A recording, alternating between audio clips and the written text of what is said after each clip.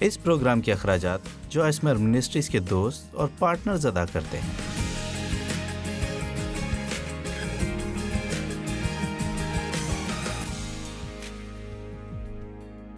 متی 12 باب 34ویں آیت میں لکھا ہے، اے سانپ کے بچوں، تم برے ہو کر کیوں کر اچھی باتیں کہہ سکتے ہو، کیونکہ جو دل میں بھرا ہے وہی منہ پر آتا ہے۔ دوسرے لفظوں میں جو باہر نکلتا ہے وہی ہمارے اندر ہی کہیں موجود ہوتا ہے، اس لیے ہمارے الفاظ سے بہتر اور کوئی چیز نہیں جو ہماری اصلیت ظاہر کرے۔ آپ اپنے بارے میں بہت کچھ جان سکتے ہیں اگر اپنے الفاظ پر غور کریں۔ میں اپنے بارے میں سیکھتی ہوں اور میں تصور کرتی ہوں کہ مجھے یہ معلوم نہیں تھا۔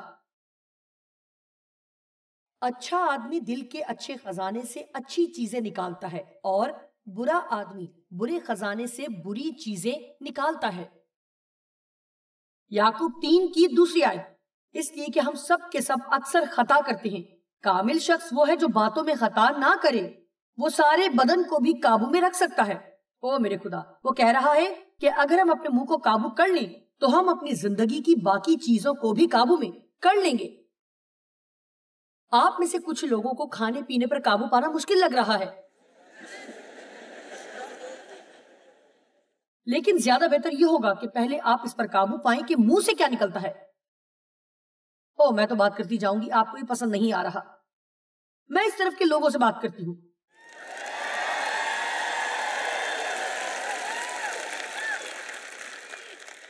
دیکھیں، میں آپ کو حوالہ دکھا سکتی ہوں جہاں لکھا ہے کہ جو کچھ پیٹ میں جاتا ہے وہ انسان کو ناپاک نہیں کرتا، لیکن جو اندر سے نکلتا ہے وہ ناپاک کرتا ہے۔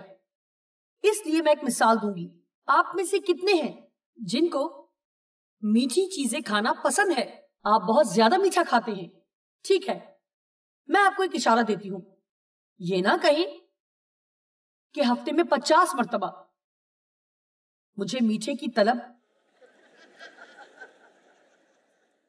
محسوس ہوتی ہے، مجھے میٹھا کھانا ہی ہے، مجھے میٹھے کی عادت ہے۔ اگر میں ایک بسکٹ کھاتی ہوں تو پھر پورا پیکٹ ہی کھانا ہوگا۔ اگر میں آئس کریم کا ایک چمچ کھاتی ہوں تو پھر پورا ہی پیک کھاؤں گی۔ اس طرح کی باتیں نہ کہیں، کیونکہ جب آپ ایسا کرتے ہیں تو آپ اس بات کو یقینی بناتے ہیں کہ آپ اس مسئلے میں پھنسے رہیں گے۔ بلکہ آپ کو کہنا چاہیے، مجھے پرواہ نہیں اگر مجھے ایک چمچ سے آغاز کرنا پڑے جب آپ اسے کھانے کو ہیں، تو آپ کہنا شروع کریں، مجھے میٹھا کھانے کی عادت نہیں ہے، مجھے میٹھے کی طلب نہیں ہے، مجھ میں ضبط نفس ہے، میں اعتدال سے کھاتی ہوں۔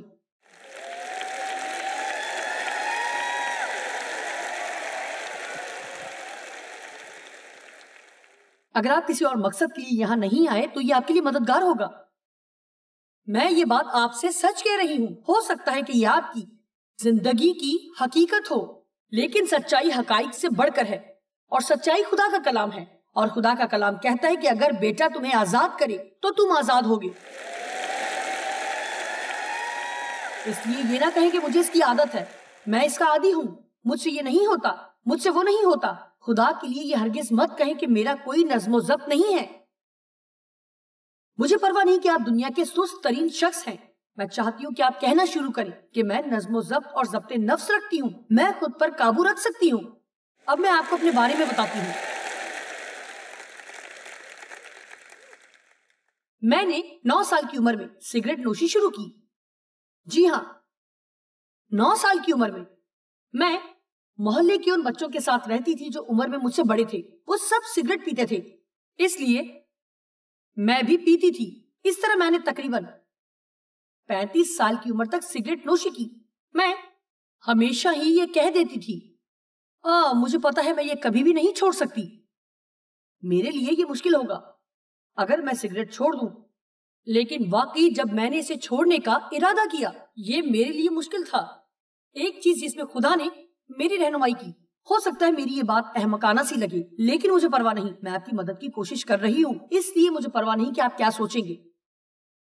مجھے یاد ہے ایک دفعہ میں ڈرائیونگ کرتے ہوئے گھر واپس جا رہی تھی، میری انگلیوں کے درمیان سگریٹ تھا اور کہہ رہی تھی میں سگریٹ نہیں پیتی، مجھ سے یہ برداشت نہیں ہوتا، یہ بدبودار ہے، میں اپنا پیسہ اس پر خرچ نہیں کرتی۔ میں آپ کو دیانتداری سے کہوں گی کہ اس کے چند ہی ہفتوں بعد میں نے سگریٹ نوشی ترک کر دی۔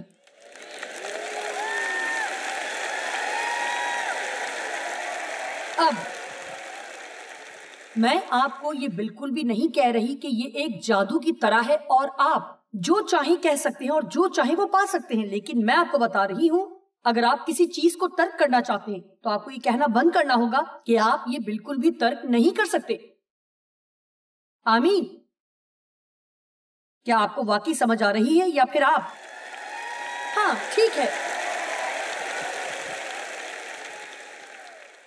آپ میں سے کتنے ہیں جو اپنے لیے بری باتیں کہتے ہیں؟ میں وہاں آ کر آپ سب کو ہلانا چاہوں گی۔ او میرے خدا، سب سے برا کام جو ہم اپنے لیے کر سکتے ہیں کہ اپنے لیے منفی اور کمتر الفاظ بولتے رہیں۔ ابلیس پہلے ہی آپ کا مخالف ہے، ضروری نہیں کہ آپ اس سے متفق ہو جائیں، لیکن ضروری ہے کہ آپ خدا کے کلام سے متفق ہوں۔ آموز 3:3، اگر دو شخص باہم متفق نہ ہوں تو کیا اکٹھے چل سکتے ہیں؟ میں یہ بتانے کی کوشش کر رہی ہوں کہ آپ اپنی گفتگو کو خدا کے کلام کے مطابق ڈھالیں، بجائے اس کے کہ آپ وہ کہیں جو آپ محسوس کرتے ہیں یا آپ جو ہر وقت سوچتے ہیں۔ میں آپ کو یقین دلاتی ہوں کہ آپ اپنی زندگی میں بہت سی تبدیلیاں دیکھنا شروع کریں گے۔ ہو سکتا ہے یہ ایک رات میں نہ ہو، لیکن ایسا ہوتا ہے کہ جو آپ کہتے ہیں تو اس جگہ کان میں سنائی دیتا ہے اور پھر جا کے آپ کی روح میں اتر جاتا ہے۔ ایک حوالہ ہے جہاں لکھا ہے کہ ہم اپنے الفاظ نگلتے ہیں۔ آپ نے کہا ہوگا کہ اپنے ہی الفاظ چاٹو گے، لیکن حقیقت یہی ہے کہ آپ واقعی اپنے الفاظ نگلتے ہیں۔ آپ کے اپنے الفاظ آپ پر کسی دوسرے کے الفاظ سے زیادہ اثر انداز ہوتے ہیں۔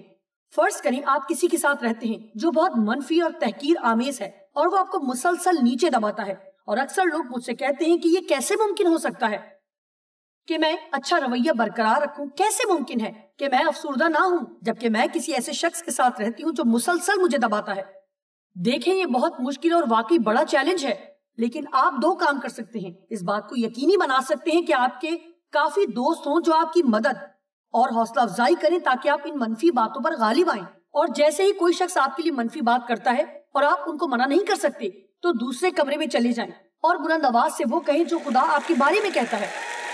مجھے نہیں معلوم، فرض کریں آپ ایک ایسی خاتون ہیں جس کی ایسے شخص سے شادی ہوئی ہے جو آپ کو ہفتے میں 5 مرتبہ کہتا ہے کہ تم بے وقوف ہو، تو ضروری ہے کہ آپ خود کو ہفتے میں 25 مرتبہ بتائیں کہ آپ کے پاس مسیح کا ذہن ہے۔ مجھے یہ پسند ہے، یہ اچھی بات ہے، کیونکہ آپ جو کہتے ہیں وہ آپ کے لیے زیادہ معنی رکھتا ہے بنسبت اس کے کہ کوئی کیا کہتا ہے۔ لیکن ہم کرتے کیا ہیں؟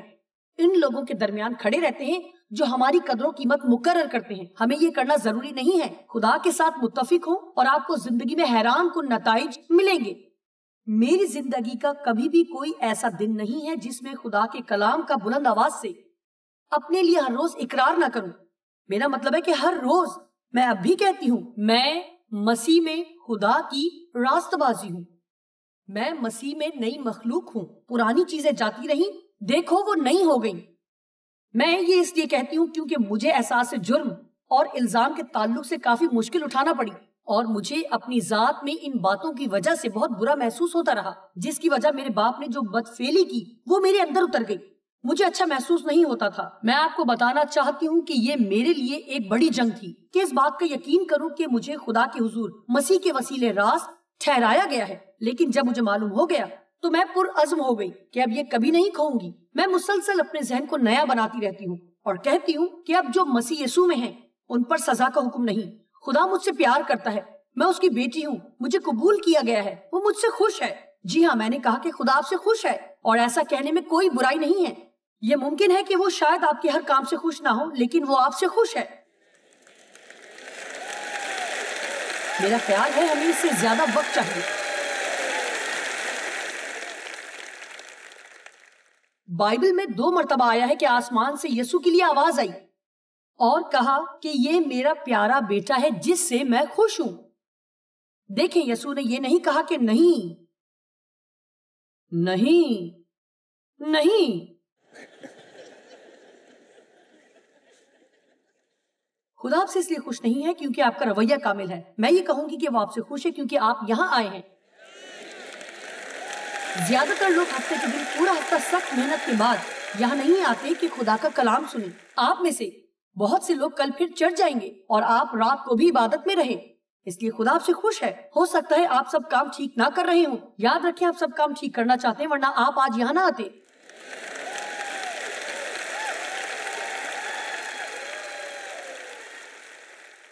اور آپ اس حوالے سے یہ بات کہہ سکتے ہیں کہ کیا یہ مغرور ہونے والی بات نہ ہوگی؟ اگر میں کمرے میں کھڑی ہو کر یہ الفاظ بولوں، میں یہ نہیں کہہ رہی کہ آپ کسی کے سامنے جا کر یہ الفاظ بولیں، لیکن کیا یہ کہنا غلط نہیں ہوگا کہ خدا مجھ سے خوش ہے؟ میرے خیال میں نہیں. کیا جانتی کہ یہی تو خدا کا کلام کہتا ہے؟ شکریہ. میرے ساتھ ایک شخص تو متفق ہے، یہ اور بھی اچھا ہے.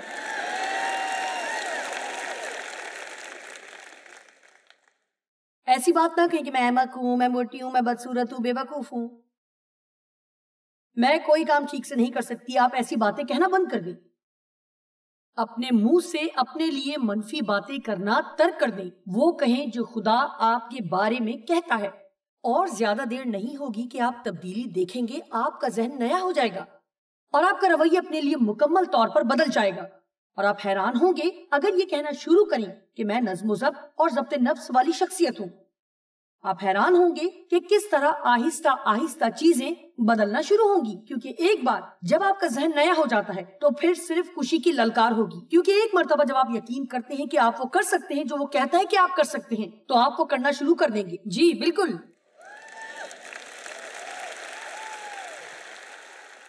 امثال 18:20 آدمی کا پیٹ اس کے منہ کے پھل سے بھرتا ہے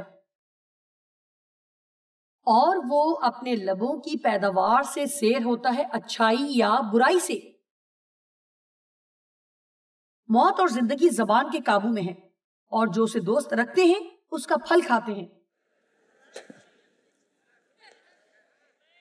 سنیں سب کہیں میں اپنے الفاظ کا پھل کھاتا ہوں. یہاں ایک اور آیت ہے امثال 18:8 غیبت گو کی باتیں لذیذ نوالے ہیں، چاکلیٹ کی طرح مزیدار، بالکل جیسے M&M's. یہ ہمارے جسم کے اندر تہ تک اتر جاتی ہیں.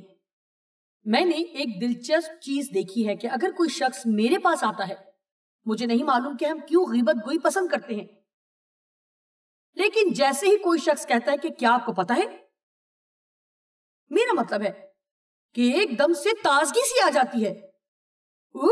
مجھے لگتا ہے کہ کوئی نئی معلومات ملنے والی ہے اور آپ کا اندازہ ہو جاتا ہے کہ یہ کوئی زیادہ اچھی بات نہیں ہوگی اور آپ کو کچھ احساس ہوتا ہے کہ میں نہ کہہ دوں کہ میں یہ سننا نہیں چاہتی، لیکن ایسا محسوس ہوتا ہے کہ نہیں کیا کیا کیا.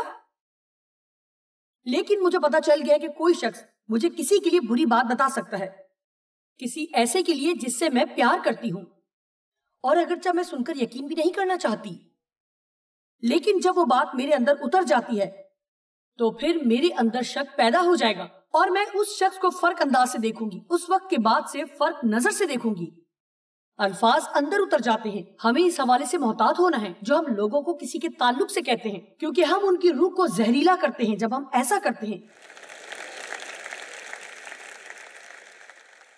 کیا تم نے سنا ہے؟ نہیں، اور نہ ہی میں سننا چاہتی ہوں. منہ کے تعلق سے بہت سے شاندار حوالہ جات ہیں، مجھے یہ پسند ہے. یعقوب 1:26 اگر کوئی اپنے آپ کو دیندار سمجھے اور اپنی زبان کو لگام نہ دے بلکہ اپنے دل کو دھوکہ دے تو اس کی دینداری باطل ہے اور لا حاصل ہے. کیا آپ جانتے ہیں؟ مہربانی سے غلط نہ سمجھیں. جب میں کہتی ہوں کہ مذہبی شخص تو میں ایسے شخص کی بات کر رہی ہوں جو شاید چرچ جاتے ہیں. وہ گاڑی پر صلیب کا نشان لگاتے ہیں، ان کے پاس بہت سی مسیحی کتابیں ہیں اور گلے میں بڑی صلیب لٹکاتے ہیں اور تمام قاعدے اور قانون پر چلتے ہیں، لیکن ان کا خدا کے ساتھ کوئی قریبی اور شخصی تعلق نہیں ہے. دیکھیں یسوع اس لیے نہیں ہوا کہ ہم صرف مذہبی بن جائیں، وہ اس لیے ہوا کہ ہم اس کے وسیلہ خدا کے ساتھ قریبی تعلق قائم کر سکیں.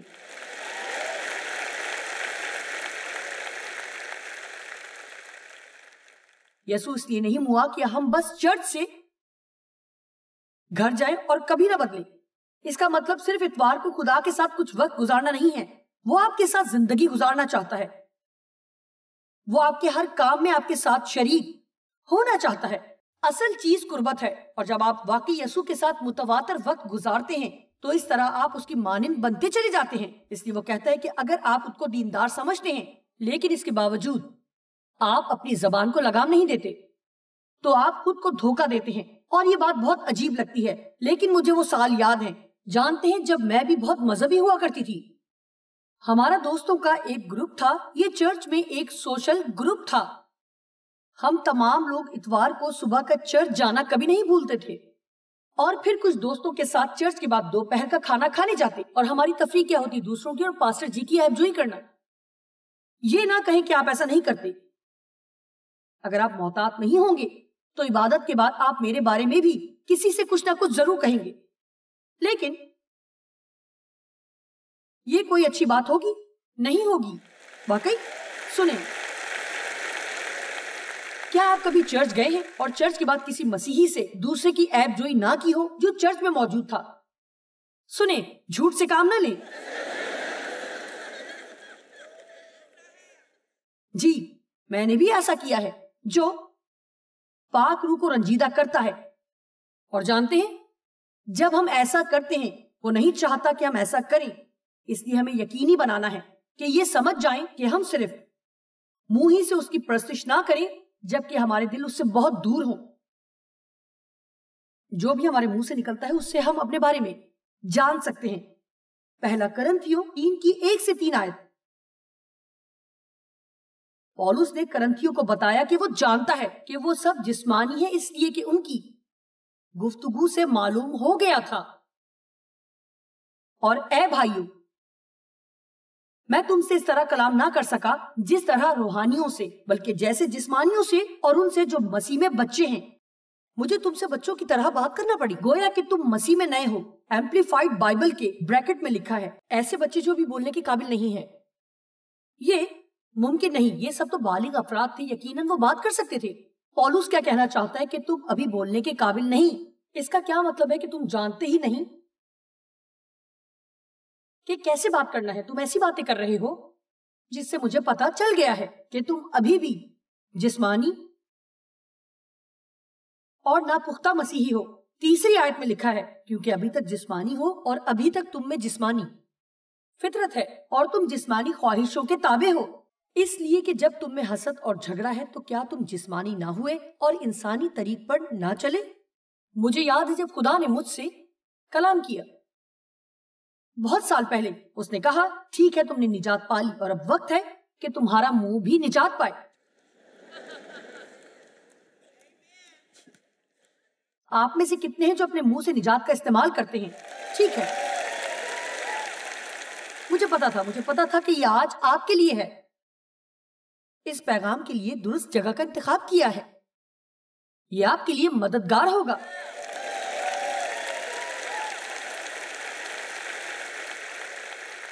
پہلا کرنتھیوں 13 باب اس کی 11ویں آیت۔ جب میں بچہ تھا تو بچوں کی طرح بولتا تھا، بچوں کی سی طبیعت تھی، لیکن جب جوان ہوا تو بچپن کی باتیں ترک کر دی۔ بچے کس طرح بات چیت کرتے ہیں، میں 2 کا ذکر کروں گی۔ اب سنیں، پہلی بات، بچے تقریباً ہر وقت اپنے ہی بارے میں بات کرتے ہیں، ان کو کیا چاہیے، ان کو کیا پسند ہے، ان کی کیا ضرورت ہے۔ دوسری بات، وہ بہت زیادہ بولتے ہیں۔ آمین، دوبارہ وہی شخص ہے، میں اسے پسند کرتی ہوں۔ اگر آپ سوچ رہے ہیں کہ کیا میں بلند آواز سے اقرار کے تعلق سے درست کہہ رہی ہوں، میں باقی وقت میں جب تک میں یہاں ہوں میں آپ سے مکمل تبدیلی کے بارے میں بات کرنا چاہتی ہوں، بجائے اس کے کہ ان چیزوں کے بارے میں بات کرتی رہوں جو آپ کی زندگی میں ہمیشہ ویسی ہی رہیں گی جیسی وہ اس وقت ہے۔ یہ کبھی بھی نہ کہیں کہ کوئی تبدیلی نہیں آئے گی، آپ کبھی نہیں بدلیں گے، میرے پاس کبھی پیسہ نہیں ہوگا، میرے پاس کبھی گاڑی نہیں ہوگی۔ ایسی باتیں بالکل نہ کہیں، وہ کہیں جو خدا کہتا ہے۔ اگر آپ کے خیال میں جو میں کہہ رہی ہوں آپ اس تعلق سے ابھی پر یقین نہیں ہیں کہ آیا یہ کلام کی بات ہے، میں چاہتی ہوں کہ ہم حزقیل 37 باب کی پہلی 10 آیات دیکھیں. آپ مجھ سے بحث کر سکتے ہیں لیکن آپ خدا کے کلام سے انکار نہیں کر سکتے اگر آپ ہوشیار نہیں ہیں. حزقیل نبی، خداوند کا ہاتھ مجھ پر تھا، اس نے مجھے اپنی روح میں اٹھا لیا اور اس وادی میں جو ہڈیوں سے پر تھی مجھے اتار دیا اور مجھے ان کے آس پاس چوگرد پھرایا، اور دیکھ وہ وادی کے میدان میں بکثرت اور نہایت سوکھی تھیں. شاید آج یہاں کوئی ہے جو کہ محسوس کر رہا ہے کہ اس مقام پر اس کی زندگی ان سوکھی مردہ ہڈیوں کی طرح ہے.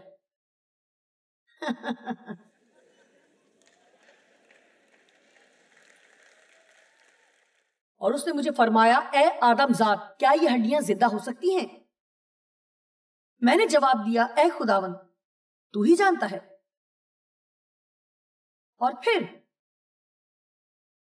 4 آیت میں دوبارہ پھر اس نے مجھے فرمایا، تو ان ہڈیوں پر نبوت کر اور ان سے کہہ، اے سوکھی ہڈیوں، خداوند کا کلام سنو. غور کریں، مردہ ہڈیوں، بدحال اور ٹوٹی پھوٹی زندگی، اے خالی بینک اکاؤنٹ.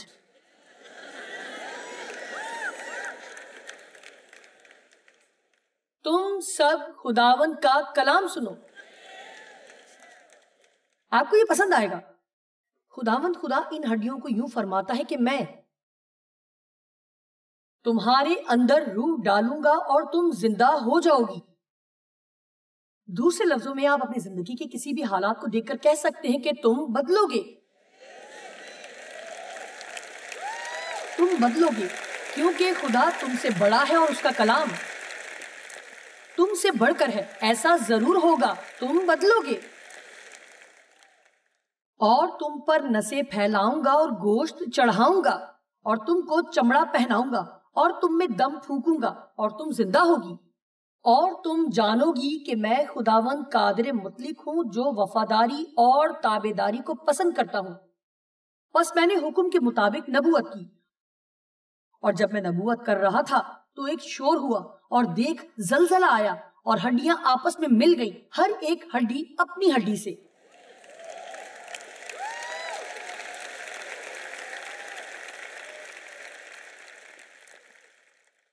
اور میں نے نگاہ کی تو کیا دیکھتا ہوں کہ نسیں اور گوشت ان پر چڑھ آئے اور ان پر چمڑے کی پوشش ہو گئی، پر ان میں دم نہ تھا. لیکن اس نے ہمت نہیں ہاری کہ کافی کوشش کے باوجود بھی کوئی زندگی نہیں. تب اس نے مجھے فرمایا کہ نبوت کر، تو ہوا سے نبوت کر، اے آدم ذات، اور ہوا سے کہہ کہ خداوند خدا یوں فرماتا ہے کہ اے دم، تو چاروں طرف سے آ اور ان مقتولوں پر پھونک کہ وہ زندہ ہو جائیں. بس میں نے حکم کے مطابق نبوت کی اور ان میں دم آیا اور وہ زندہ ہو کر اپنے پاؤں پر کھڑی ہوئی، ایک نہایت بڑا لشکر.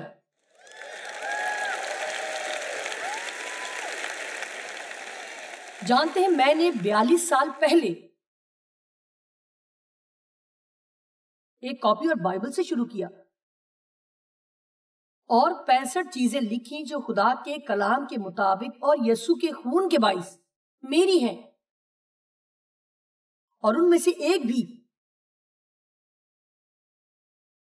میری زندگی میں حقیقت نہیں تھی، لیکن یہ خدا کے کلام کی سچائی تھی.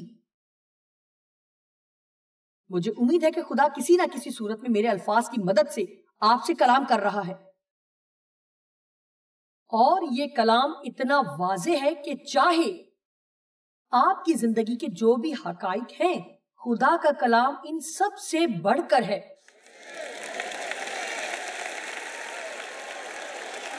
کیا آپ سن رہے ہیں؟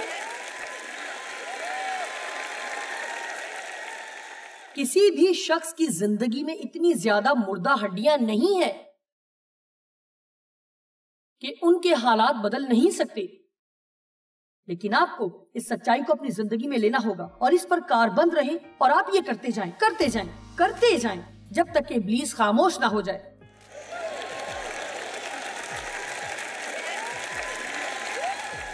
آمین. ہمارے الفاظ سے بہتر کوئی چیز ہمارے کردار کو ظاہر نہیں کرتی جو ہم بولتے ہیں. کیونکہ جو دل میں ہے وہی منہ پر آتا ہے۔ آئیے ایسے لوگ بنیں جو خود میں اور دوسرے لوگوں میں زندگی لے کر آئیں۔ اپنی گفتگو کو خدا کے مطابق ڈھالیں تو آپ اپنی زندگی میں حیران کن تبدیلی دیکھیں گے۔